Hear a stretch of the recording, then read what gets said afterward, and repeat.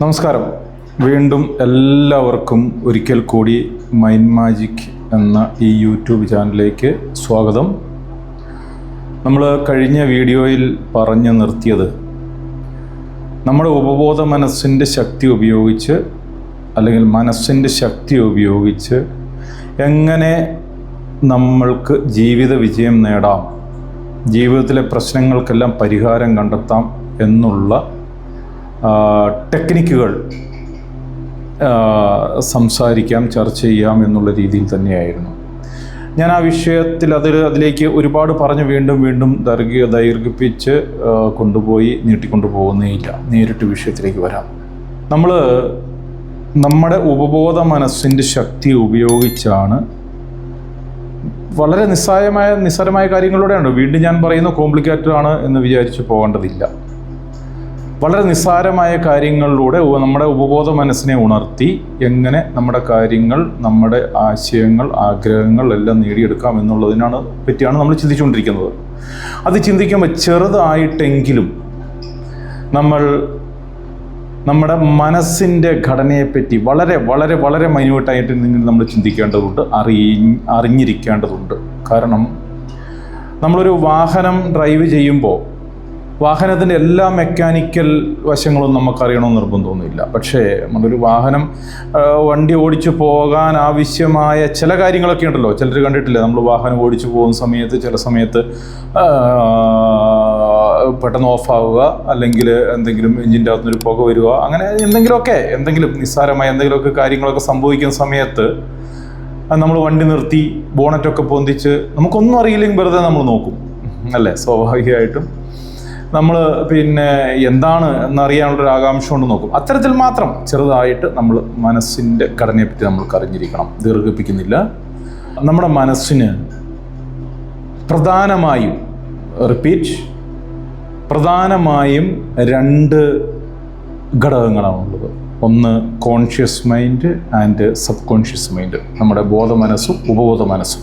അതിൽ ബോധമനസ്സ് എന്ന് പറയുന്നതാണ് നമ്മളുടെ ജീവിതത്തിലെ ദൈനംദിന കാര്യങ്ങളെല്ലാം നിശ്ചയിക്കുന്ന, ദൈനംദിന കാര്യങ്ങളെ പറ്റിയെല്ലാം തീരുമാനിക്കുന്ന നമ്മുടെ ഇമോഷൻസ്. ലോജിക്കൽ മൈൻഡാണ്, ഒറ്റ വാക്കിൽ പറഞ്ഞാൽ ലോജിക്കൽ മൈൻഡാണ്. നമുക്ക് സങ്കടം വരുന്നത്, സന്തോഷം വരുന്നത്, നമ്മൾ തീരുമാനമെടുക്കുന്നത്, ചിന്തിക്കുന്നത്, അത്തരത്തിലുള്ള എല്ലാ കാര്യങ്ങളും തീരുമാനിക്കുന്നതും കാര്യങ്ങളും കൈകാര്യം ചെയ്യുന്നതും ഒക്കെ നമ്മുടെ കോൺഷ്യസ് മൈൻഡാണ്.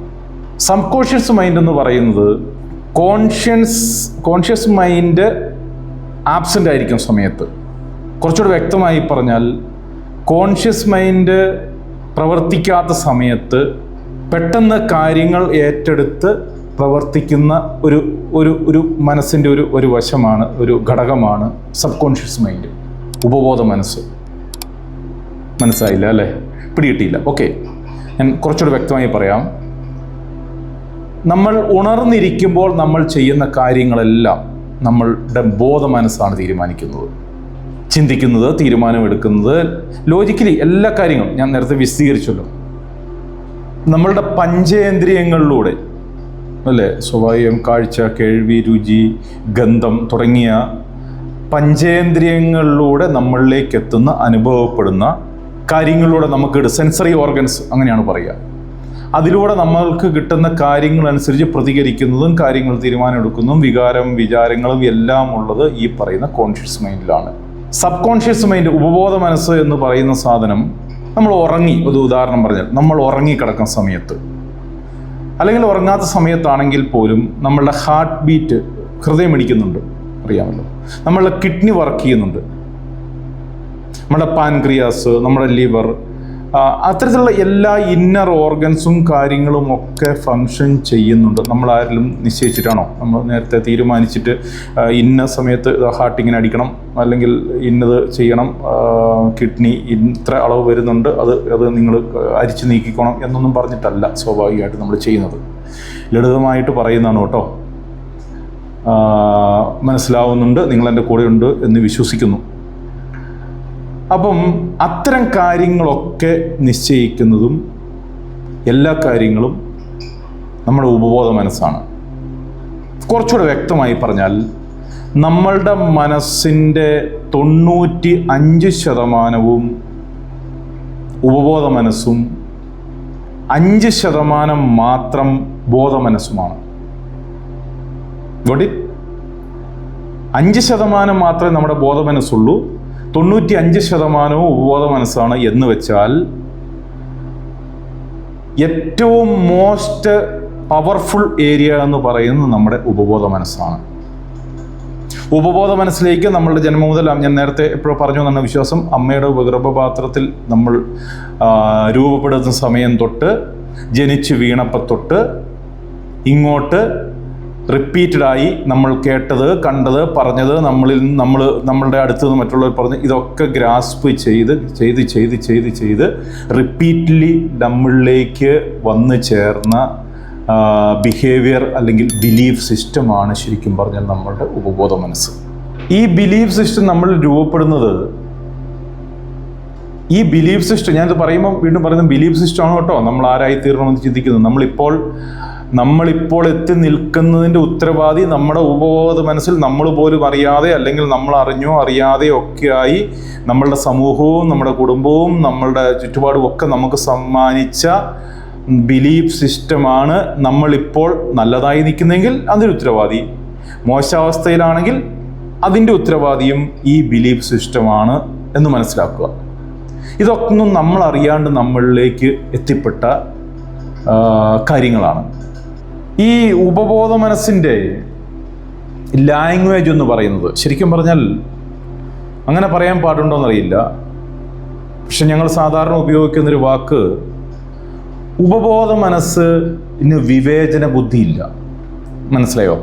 ഉപബോധ മനസ്സ് പൊട്ടനാണ്, അങ്ങനെ പറയാം.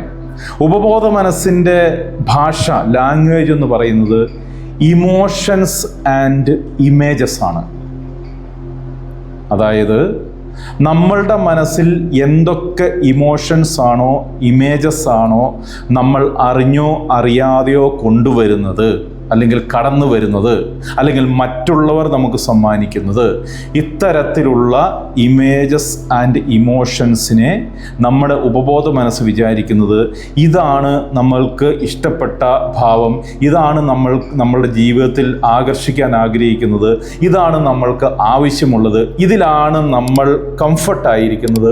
അതുകൊണ്ട് ഇതുമായി ബന്ധപ്പെട്ട, ഇപ്പോൾ സങ്കടമാണ് നമ്മളുടെ ഉള്ളിലെ സ്ഥായി ഭാവമെങ്കിൽ, വിഷമമാണ് നമ്മുടെ ഉള്ളിലത്തെ സ്ഥായി ഭാവമെങ്കിൽ, ദാരിദ്ര്യമാണ് നമ്മുടെ ഉള്ളിലത്തെ സ്ഥായി ഭാവമെങ്കിൽ, കലഹമാണ് നമ്മുടെ ഉള്ളിലത്തെ സ്ഥായി ഭാവമെങ്കിൽ, ഈ ഭാവമാണ് നമ്മളെ തൃപ്തിപ്പെടുത്തുന്നത് എന്ന് നമ്മളുടെ ഉപബോധ മനസ്സ് തെറ്റിദ്ധരിച്ച് അതിന് തക്കതായ സാഹചര്യങ്ങൾ മാത്രമേ നമ്മളിലേക്ക് ഉപബോധ മനസ്സ് ആകർഷിച്ചെടുക്കൂ.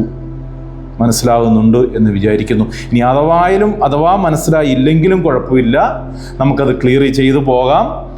ഞാനത് പ്രാഥമികമായിട്ട് പറയുന്നു മാത്രമേ ഉള്ളൂ. ഇതിനെ ഡീറ്റെയിൽ ആയിട്ട് ഞാൻ പറഞ്ഞു തരാം. ഇതാണ് ഉപബോധ മനസ്സിൻ്റെ ഒരു പ്രവർത്തന ശൈലി എന്ന് പറയുന്നത്. ഒരു തരത്തിൽ പറഞ്ഞാൽ manifestation techniques, law of attraction എന്നൊക്കെ പറയുന്നത് ഈ ഉപബോധ മനസ്സിൽ തെളിഞ്ഞു കിടക്കുന്ന, ഇതിൻ്റെ ഡീറ്റെയിൽ ആയിട്ട് ഓരോ വിഷയവും ഞാൻ പ്രതിപാദിക്കുന്നതായിരിക്കും.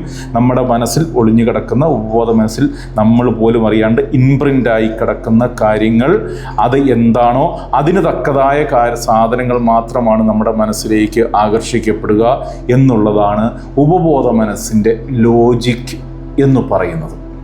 മനസ്സിലാവുന്നുണ്ടോ? നമ്മൾ കേട്ടിട്ടുണ്ടാവും, ഉള്ളവന് വീണ്ടും വീണ്ടും കൊടുത്തുകൊണ്ടേയിരിക്കും. അങ്ങനെയല്ലേ? കണ്ടിട്ടില്ലേ? ഇല്ലാത്തവന് വീണ്ടും വീണ്ടും വീണ്ടും വീണ്ടും വീണ്ടും ദാരിദ്ര്യത്തിലേക്ക്, ഇല്ലായ്മയിലേക്ക് കൊടുക്കും. കഷ്ടപ്പാടുകളുള്ളവന് വീണ്ടും വീണ്ടും കഷ്ടപ്പാടുകൾ തന്നെ വന്നുകൊണ്ടിരിക്കും. വിഷമങ്ങളുള്ളവന് വിഷമങ്ങൾ മാത്രം വന്നുകൊണ്ടേയിരിക്കും. കാരണം അവൻ്റെ മനസ്സ് ആകർഷിച്ചെടുക്കുന്നത്, അവൻ്റെ മനസ്സിൽ ഇംപ്രിൻ്റ് ആയിരിക്കുന്ന സ്ഥായി ഭാവം വിഷമത്തിൻ്റെതാണ്, ദാരിദ്ര്യത്തിൻ്റെതാണ്, ബുദ്ധിമുട്ടിൻ്റേതാണ്, കലഹത്തിൻ്റേതാണ്, രോഗാവസ്ഥ പോലും അങ്ങനെ വരും എന്നുള്ളതാണ്. നമ്മുടെ ശരീരത്തിൻ്റെ ആരോഗ്യം, ശരീരത്തിൻ്റെ മനസ്സിൻ്റെയും ഒക്കെ ആരോഗ്യാവസ്ഥ പോലും നമ്മളിൽ ഇൻപ്രിൻ്റ് ആയിരിക്കുന്നത്, നമ്മൾ ജനിച്ച് വളർന്നപ്പോൾ തൊട്ട് നമ്മളുടെ ചുറ്റുപാടിൽ നിന്ന് കിട്ടിയിരിക്കുന്നത് രോഗാവസ്ഥയുടെയും ദുഃഖത്തിൻ്റെയും ദുരിതത്തിൻ്റെയും കഷ്ടപ്പാടിൻ്റെയും ദാരിദ്ര്യത്തിൻ്റെയും ഒക്കെ ആണെങ്കിൽ അത് തന്നെ നമ്മളിലേക്ക് വന്നു ചേരും എന്നുള്ളതാണ് ഇതിൻ്റെ യഥാർത്ഥ സയൻസ് എന്ന് പറയുന്നത്. മനസ്സിലാവുന്നുണ്ടോ? അപ്പോൾ നമ്മൾ ഇപ്പം ഉപബോധ മനസ്സിൻ്റെയും ബോധ മനസ്സിൻ്റെയും പ്രാധാന്യം എന്താണെന്നും അത് നമ്മുടെ ജീവിത വിജയവുമായി ജീവിത പരാജയവുമായി എത്രത്തോളം ബന്ധപ്പെട്ട് കിട്ടിയിരിക്കുന്നുവെന്നും നിങ്ങൾക്ക് മനസ്സിലായി എന്ന് ഞാൻ വിശ്വസിക്കുകയാണ്. ഇനി മുതലാണ് നമ്മൾ പറയാറില്ലേ, അടിയൊന്നും ആയിട്ടില്ല, വടി വെട്ടാൻ പോയിട്ടേ ഉള്ളൂ എന്ന്. ഞാൻ വളരെ വ്യക്തമായി പറയുന്നു, ഇനിയാണ് നമ്മൾ യഥാർത്ഥ പോയിന്റിലേക്ക്, യഥാർത്ഥ കാര്യങ്ങളിലേക്ക് വരാൻ വേണ്ടി പോകുന്നത്. ഇത്തരത്തിൽ ഞാൻ ഇത്രയും നേരം പറഞ്ഞതുപോലെ നമ്മൾ പോലും അറിയാണ്ട്, അതാണ് ശരിയാണ് കേട്ടോ, നമ്മൾ പോലും അറിയാണ്ടാണ് നമ്മളിലേക്ക് പലതും വന്നത്. നമ്മൾ നിശ്ചയിച്ചിട്ടൊന്നും അല്ലല്ലോ. നമ്മുടെ പേര് പോലും, നമ്മളുടെ സ്വഭാവം പോലും, നമ്മളുടെ കാസ്റ്റ്, റിലീജിയൻ, മതം ഒന്നും നമ്മൾ നിശ്ചയിച്ചിട്ട് വന്നതല്ല. എല്ലാവരും നമ്മൾ ജനിച്ചതിന് ശേഷം നമ്മൾ ഏത് കുടുംബത്തിലാണോ ജനിച്ചത്, ഏത് മാതാപിതാക്കൾക്കാണോ ജനിച്ചത്, നമ്മൾ ഏത് സ്കൂളിലാണോ പഠിച്ചത്, നമ്മൾ ഏത് സൗഹൃദത്തിലാണെന്ന് വളർന്നത്, നമ്മുടെ ചുറ്റുപാടുമുള്ള ആളുകൾ എത്തരത്തിലുള്ള ആളുകളായിരുന്നു, ഇത്തരത്തിലൊക്കെ നമ്മളിലേക്ക് വന്നു ചേർന്നിരിക്കുന്ന, നമ്മളിൽ ഇൻപ്രിൻ്റ് ആയിരിക്കും. നമ്മൾ ഉപബോധ മനസ്സിലാണ് കേട്ടോ ആ സാധനം പോകുന്നത്. കാരണം റിപ്പീറ്റഡായി ബോധ മനസ്സിലൂടെ കടന്നു പോകുന്നത്. വിശദാംശങ്ങളിലേക്ക് പോകും, അവിടെ നിൽക്കട്ടെ, അത് നമ്മളിപ്പോൾ പറഞ്ഞ കോംപ്ലിക്കേറ്റഡ് ആക്കണ്ട. ഇത് മാത്രം വിശ്വസിക്കുക. റിപ്പീറ്റഡായി നമ്മൾ കാണുന്നതും കേൾക്കുന്നതും ഫിൽട്ടർ ചെയ്ത് അത് നമ്മളുടെ ഉപബോധ മനസ്സിൽ ഇംപ്രിൻ്റായി കിടക്കും. ആ ഇംപ്രിൻ്റായി കിടക്കുന്നത് നല്ല കാര്യമാണെങ്കിൽ നല്ല കാര്യങ്ങൾ സംഭവിക്കും. മോശം കാര്യങ്ങളിലാണ് നമ്മൾ കൂടുതൽ ശ്രദ്ധ പതിപ്പിച്ചിട്ടുള്ളത് എങ്കിൽ സ്വാഭാവികമായും മോശം കാര്യങ്ങളിലേക്ക് പോകും. ഇതാണ് യഥാർത്ഥ വസ്തുത. ഇനിയാണ് നമ്മൾ അടുത്ത സ്റ്റെപ്പിലേക്ക്. ഇത് പ്രശ്നം മാത്രം പറഞ്ഞാൽ പോരല്ലോ, പരിഹാരം വേണമല്ലോ, പരിഹാരവും കൂടെ വേണമല്ലോ. ഈ പരിഹാരം തേടിയാണ് ഒരുപാട് ആളുകൾ നേരിട്ട് നമ്മുടെ ഓഫീസിലേക്ക് കൺസൾട്ടേഷന് വേണ്ടിയിട്ട് അതിൻ്റെ പരിഹാര മാർഗ്ഗം ഒരുപാടുണ്ട് കേട്ടോ. എല്ലാ ആളുകൾക്കും ഒരേ പരിഹാര മാർഗ്ഗമല്ല. അത് നമ്മൾ വീഡിയോയിൽ കൂടെ പറഞ്ഞ് അങ്ങനെ ചെയ്യാൻ പറ്റുന്ന കാര്യമല്ല. അപ്പം അതൊക്കെ വേണ്ട ആളുകൾ, ഇത് ശരിയാണെന്ന് വിശ്വസിക്കുന്ന ആളുകളാണ് കാലങ്ങളായിട്ട് നമ്മളുടെ അടുത്തേക്ക് വന്നുകൊണ്ടിരിക്കുന്നത്. ക്ലിനിക്കിൽ ഓൺലൈനായിട്ടും ഓഫ്ലൈനായിട്ടും ഒക്കെ അതിൻ്റെ കാര്യങ്ങൾ വന്നുകൊണ്ടിരിക്കുന്നത്. ആർക്കെങ്കിലും അത്തരത്തിൽ എന്തെങ്കിലും വിഷമങ്ങളും വേദനകളും അനുഭവിക്കുന്നവരുണ്ടെങ്കിൽ ശാശ്വതമായ ഒരു പരിഹാരം വേണമെന്ന് ആത്മാർത്ഥമായി ആഗ്രഹിക്കുന്നവരാണ് എങ്കിൽ തീർച്ചയായും ഡിസ്ക്രിപ്ഷൻ ബോക്സിൽ എൻ്റെ നമ്പർ, വാട്സാപ്പ് നമ്പർ കാര്യങ്ങളൊക്കെ കൊടുത്തിട്ടുണ്ട്. അതിൽ വിളിക്കാം, ബന്ധപ്പെടാം, വരാം. അതവിടെ നിൽക്കട്ടെ, അത് മറ്റൊരു വിഷയം. ഞാൻ പറഞ്ഞു വന്നത്, ഇനിയാണ് നമ്മൾ യഥാർത്ഥ അതിൻ്റെ സൊല്യൂഷനിലേക്ക് പോകാൻ പോകുന്നത്. എങ്ങനെയാണ് നമ്മളുടെ ഉപബോധ മനസ്സിൽ നമ്മൾ പോലും അറിയാണ്ട് നമ്മളിലേക്ക് ദാരിദ്ര്യത്തിൻ്റെ ആയാലും കഷ്ടപ്പാടിൻ്റെ ആയാലും ബുദ്ധിമുട്ടിൻ്റെ ആയാലും റിലേഷൻഷിപ്പ് ഇഷ്യൂസിൻ്റെ ആയാലും, ബന്ധങ്ങൾ ചിലർക്ക് സ്ഥിരമേ അല്ല കേട്ടോ. ചില ആളുകളെ സംബന്ധിച്ചിടത്തോളം ഒരു ബന്ധവും അവർക്ക് നിലനിൽക്കില്ല. എല്ലാ സ്ഥലത്തും കലഹമായിരിക്കും. അത്തരത്തിലുള്ള ആളുകളുടെ പെട്ടെന്ന് അത് മനസ്സിലാവും എന്ന് ഞാൻ വിശ്വസിക്കുന്നു. ഫ്രണ്ട്ഷിപ്പ് ആയാലും, പിന്നെ ഭാര്യാഭർത്തൃ ബന്ധമായാലും, സഹോദര ബന്ധമായാലും, മാതാപിതാക്കൾ തമ്മിലുള്ള ബന്ധമായാലും, പ്രണയമായാലും, വൈവാഹിക എന്ത് കാര്യത്തിലായാലും റിലേഷൻഷിപ്പിൽ അവർക്ക് എപ്പോഴും പ്രശ്നങ്ങളായിരിക്കും. കലഹങ്ങളായിരിക്കും, സ്വസ്ഥത ഉണ്ടാവില്ല. ടോക്സിക് റിലേഷൻഷിപ്പ് എന്ന് പറയും. അങ്ങനെ വന്നു ചേരുന്നതിൻ്റെ കാരണം അവരുടെ മനസ്സിൽ ചെറുപ്പം മുതൽ അവരറിഞ്ഞുകൊണ്ടല്ല, അവർ ഒരു തെറ്റുമല്ല, അറിഞ്ഞോ അറിയാതെയോ ഇംപ്രിൻ്റ് ആയിട്ടുള്ളത് റിലേഷൻഷിപ്പുമായി ബന്ധപ്പെട്ട ഇമേജ് അത്തരത്തിലുള്ളതായിരിക്കും. അവർ കണ്ട് കേട്ടും വളർന്ന് അങ്ങനെയായിരിക്കും, അമ്മയുടെ ഗർഭപാത്രം തൊട്ട്. ഇതിൻ്റെ ഒക്കെ സൊല്യൂഷൻ ആണ് നമ്മളുടെ തലച്ചോറിൽ, നമ്മളുടെ മനസ്സിൽ, ഉപബോധ മനസ്സിൽ ഇംപ്രിൻ്റ് ആയിട്ടുള്ള, കണക്റ്റഡായി നമ്മൾ സേവ് ചെയ്ത് സ്റ്റോർ ചെയ്ത് വെച്ചിട്ടുള്ള ആ ഇമോഷൻസിനെയും ഇമേജൻസിനെയും ആ പറയുന്ന ട്രോമാസിനെയും എല്ലാ കാര്യങ്ങളെയും മെല്ലെ നീക്കം ചെയ്ത് റീപ്ലേസ് ചെയ്ത് നമ്മളുടെ ന്യൂറോപ്ലാസ്റ്റിസിറ്റി എന്ന് പറയും, അത് അങ്ങനെ ഒരു സംഭവം, അത് ഞാൻ വിശദീകരിച്ച് പറയാം. നമ്മളുടെ ബ്രെയിനിനെ റീഅറേഞ്ച് ചെയ്ത് നമ്മുടെ മൈൻഡിനെ റീഅറേഞ്ച് ചെയ്ത് പുതിയ രീതിയിലേക്ക്, അല്ലേ, നമ്മളൊരു യാത്ര പോകുന്ന സമയത്ത് കുറച്ച് കഴിയുമ്പോൾ കുറച്ചധികമോ ഒക്കെ കഴിയുമ്പോൾ നമുക്ക് മനസ്സിലാവുകയാണ് നമ്മൾ ഇത്രയും നേരം വന്നുകൊണ്ടിരുന്നത് അയ്യോ തെറ്റായ വഴിക്കായിരുന്നുവല്ലോ, അങ്ങനെയല്ലേ, വഴി മാറിപ്പോയല്ലോ, വഴി തെറ്റിപ്പോയല്ലോ. ചിലപ്പം GPS ഒക്കെ ഇട്ട് യാത്ര ചെയ്യും, വഴി തെറ്റിപ്പോയല്ലോ. അപ്പോൾ എന്തു ചെയ്യും? വഴി തെറ്റിപ്പോയി എന്ന് നമുക്ക് മനസ്സിലായി കഴിഞ്ഞാൽ ശരിയായ വഴി എന്തെന്ന് നമ്മൾ കണ്ടെത്തുക ആണല്ലോ സ്വാഭാവികമായും, അതാണല്ലോ അതിൻ്റെ ഒരു മാർഗം. ആ വഴി കണ്ടെത്തി തെരഞ്ഞെടുത്ത് ആ വഴിയിലൂടെ ത്യാഗങ്ങൾ സഹിച്ച്, അല്ലെങ്കിൽ കുറച്ച് കഷ്ടപ്പാടുണ്ട് കേട്ടോ, എന്ന് പറഞ്ഞാൽ ഇത് വലിയ കഷ്ടപ്പാടൊന്നുമല്ല, എന്നാൽ പോലും ആ വഴിയിലൂടെ പോയി നേരത്തെ പോയ തെറ്റായ വഴികളെ തിരുത്തി നേരായ വഴികളിലൂടെ പോയി നമ്മൾ എത്തേണ്ട ലക്ഷ്യസ്ഥാനത്ത് ശരിയായി എത്തുക എന്നുള്ളതാണ് ബുദ്ധിമാനായ മനുഷ്യൻ ചെയ്യേണ്ടത്, ചെയ്തുകൊണ്ടിരിക്കുന്നത്. You got it? That's A point. അതാണ് ഞാൻ എക്സ്പ്ലെയിൻ ചെയ്യാൻ പോകുന്ന പോയിന്റ്. അതെന്തൊക്കെയാണ് വഴി എന്നുള്ളതുമാണ് വളരെ വ്യക്തമായി ഞാൻ പറയാൻ വേണ്ടി പോകുന്നത്. ഒരുപാട് വഴികളുണ്ട്, ഒരുപാട് മാർഗങ്ങളിലൂടെ നമുക്കെത്താം. അതിന് ആദ്യം നമ്മളുടെ ഉള്ളിൽ അടിഞ്ഞുകൂടിയിരിക്കുന്ന ഇത്രയും കാലമായിട്ട് നമ്മളുടെ ഉള്ളിൽ നമ്മൾ പോലും അറിയാതെ ഇംപ്രിൻ്റ് ആയിരിക്കും തെറ്റായ സന്ദേശങ്ങൾ, തെറ്റായ കാര്യങ്ങൾ എന്തൊക്കെയാണ് ഏതൊക്കെയാണെന്ന് കണ്ടെത്തേണ്ടിയിരിക്കുന്നു. അത് കണ്ടെത്തി അതിനെ പല മാർഗങ്ങളിലൂടെയും, ശരിക്കും എൻ്റെയൊക്കെ ക്ലിനിക്കിൽ അല്ലെങ്കിൽ പിന്നെ എൻ്റെ അടുത്ത് വരുന്ന ആളുകളിൽ നമുക്ക് പിന്നെ പല വിധത്തിലുള്ള കാര്യങ്ങളാണ്. ചിലപ്പോൾ PLR ചെയ്യേണ്ടി വരും, ക്ലിനിക്കൽ ഹിപ്നോതെറാപ്പി ചെയ്യേണ്ടി വരും, ചിലപ്പം റിലാക്സേഷൻ, അങ്ങനെ പല വിധത്തിലുള്ള ഒരുപാട് മാർഗങ്ങളുണ്ട്. എത്രത്തോളം ഗൗരവപ്പെട്ടതാണ് അവരുടെ വിഷയങ്ങൾ, എത്രത്തോളം പ്രധാനപ്പെട്ടതാണ് അവരുടെ വിഷയങ്ങൾ, അവരനുഭവിക്കുന്ന പ്രശ്നങ്ങളുടെ ഗ്രാവിറ്റി എത്രത്തോളം ഉണ്ട്, എന്തൊക്കെയാണ് എന്ന് മനസ്സിലാക്കി നമ്മൾ അതിനെ എന്താ പറയുക, അവർക്ക് സംസാരിച്ച് അതിൻ്റെ മാർഗങ്ങൾ കണ്ടെത്തി നേരായ വഴിയിലൂടെ അവരുടെ ജീവിതത്തെ ഗതി തിരിച്ചുവിട്ട് അവരുടെ ജീവിതത്തെ രക്ഷപ്പെടുത്തുക എന്നുള്ളതാണ് ഞാൻ ചെയ്തുകൊണ്ടിരിക്കുന്നത്.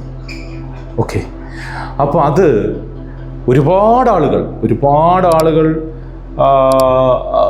ആ ഒരു രക്ഷയുടെ പാതയിലൂടെ, ആ ഒരു തിരിച്ചറിവിൻ്റെ പാതയിലൂടെ പോയി വലിയ രീതിയിൽ ജീവിതത്തിൽ അത്ഭുതകരമായി, ഇതൊക്കെ നിസ്സാരമായി തോന്നും ചില ആളുകൾക്കൊക്കെ. ഇതൊക്കെ കേൾക്കുമ്പോൾ ഇതൊക്കെ അങ്ങനെയുണ്ടല്ലോ, കേട്ടിട്ടുണ്ട്, കണ്ടിട്ടുണ്ട് അല്ലേ, ഇത്ര കണ്ടിട്ടുണ്ട്, അങ്ങനെയൊക്കെ ചിന്തിക്കുന്ന ആളുകളൊക്കെ ഉണ്ട്. അത്ര ആളുകൾക്ക് ആ രീതിയിൽ ചിന്തിച്ചങ്ങ് പോകാം. അല്ലാത്ത ആളുകൾ ഇതിന് മാർഗമുണ്ട്, പരിഹാരമുണ്ട് എന്ന് മാത്രം ചിന്തിക്കുക. അതിനുള്ള ജീവിച്ചിരിക്കുന്ന എക്സാമ്പിൾ, ദ ലിവിങ് എക്സാമ്പിൾ ഞാൻ തന്നെയാണ് ഇതിൻ്റെ എക്സാമ്പിള്. അപ്പോൾ അതുകൊണ്ട് അത്തരത്തിലുള്ള ആളുകൾ യാതൊരു കാരണവശാലും വിഷമിക്കേണ്ടതില്ല. തുടർന്നുള്ള വീഡിയോസ് ഞാൻ നേരത്തെ പറഞ്ഞതുപോലെ തന്നെ, എപ്പോഴും പറയാറുള്ളത് പോലെ തന്നെ, നിങ്ങൾ അത് കാണാൻ ശ്രമിക്കുക. ചാനൽ സബ്സ്ക്രൈബ് ചെയ്യേണ്ട ആവശ്യകതയുണ്ട് എന്ന് തോന്നുന്ന ആളുകൾക്ക് സബ്സ്ക്രൈബ് ചെയ്യാം. കാരണം വീഡിയോസൊക്കെ കറക്റ്റ് സമയത്ത് കിട്ടും. വീഡിയോസൊക്കെ ഷെയർ ചെയ്ത് കൊടുക്കാം. എന്താ പറയുക, ഇത് ഞാനങ്ങനെ നിർബന്ധിച്ച് പറയാത്തത്, ഇത്തരം വിഷയങ്ങൾ എല്ലാ ആളുകളിലേക്കും എത്തേണ്ടതല്ല. ഐ റിപ്പീറ്റ്, ഇത്തരം വിഷയങ്ങൾ എല്ലാ ആളുകളിലേക്കും എത്തേണ്ടതല്ല. എല്ലാ ആളുകളെയും നമുക്ക് സഹായിക്കാനോ രക്ഷിക്കാനോ പറ്റുന്നതല്ല. അത് തികച്ചും ആത്മീയതയുമായി സ്പിരിച്വാലിറ്റിയുമായി നമ്മളുടെ ആത്മാവുമായി ഒക്കെ ബന്ധപ്പെട്ട വിഷയമാണ്. അത് നമ്മൾ തുടർന്ന് ചർച്ച ചെയ്യും. പക്ഷെ ഒരു കാര്യം നിങ്ങൾ ഉറപ്പിച്ചോളൂ, എൻ്റെ ഈ വീഡിയോ എൻ്റെത് മാത്രമല്ല കേട്ടോ. ഇത്തരത്തിൽ ഒരുപാട് കാര്യങ്ങൾ നല്ലത് ചെയ്യുന്നവരുമുണ്ട്, മോശം ചെയ്യുന്നവരുമുണ്ട്, അതിന് ഫ്രോഡ് കളിക്കുന്നവരുമുണ്ട്. ഞാൻ ആരെയും കുറ്റപ്പെടുത്തുകയോ മോശമാക്കുന്നോ അല്ലെങ്കിൽ നല്ലതാക്കുകയോ ഒന്നും ചെയ്യുന്നില്ല, പുകഴ്ത്തൊന്നും ചെയ്യുന്നില്ല. പക്ഷേ ഈ വീഡിയോ അല്ലെങ്കിൽ ഇത്തരത്തിലുള്ള വീഡിയോ നിങ്ങൾ കാണാൻ ഇടയായാൽ, നിങ്ങളിത് കേൾക്കാൻ ഉള്ള സന്മനസ് കാണിച്ചാൽ, അതിനുള്ള ബുദ്ധി, അതിനുള്ള ഒരു ശ്രദ്ധ നിങ്ങൾക്ക് കിട്ടിയാൽ, അതിനുള്ള ഒരവസരം നിങ്ങളിലേക്ക് എത്തിച്ചേർന്നാൽ, വിശ്വസിച്ചോ, യു ആർ സെലക്റ്റഡ്. ഇതൊന്നും അറിയാണ്ട്, ഇതൊന്നും ഒരു പരിഹാരം കാണാണ്ട് ജീവിച്ച് നരകിച്ച് മരിക്കുന്ന എത്രയോ ആളുകളുണ്ട്. ശരിയല്ലേ? അവരോടൊക്കെ ആരെങ്കിലും ഒന്ന് പോയി ഇത് പറഞ്ഞു തന്ന് നേരായ വഴി കാണിച്ചു കൊടുക്കാൻ പറ്റുന്ന ഒരാളുടെ അടുത്ത് എത്തിപ്പെട്ടിരുന്നെങ്കിൽ ചിലപ്പോൾ ഒരുപക്ഷെങ്കിൽ അവർ രക്ഷപ്പെട്ടേനെ. പക്ഷേ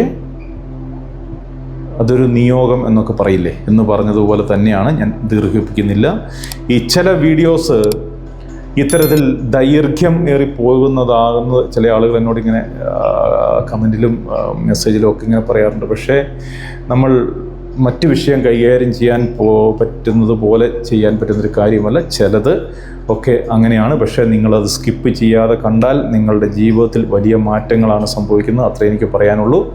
ഇനി ഞാൻ പറഞ്ഞു വെച്ചതുപോലെ തന്നെ ഇനി അതിൻ്റെ മറ്റു വശങ്ങളിലേക്കാണ് നമ്മൾ എങ്ങനെ അത് നമ്മളുടെ ന്യൂറോ പാത്വേ എങ്ങനെ അത് ക്ലിയർ ചെയ്യാം, എത്തരത്തിൽ ആണ് നമുക്കിതിനെ ക്ലിയർ ചെയ്യാൻ പറ്റുക, നമ്മുടെ ബിലീഫ് സിസ്റ്റത്തെ മാറ്റി അല്ലെങ്കിൽ റീഅറേഞ്ച് ചെയ്യാൻ പറ്റുക എന്നുള്ള വിഷയത്തെപ്പറ്റി നമ്മൾ തുറന്നുള്ള വീഡിയോകളിൽ സംസാരിക്കും.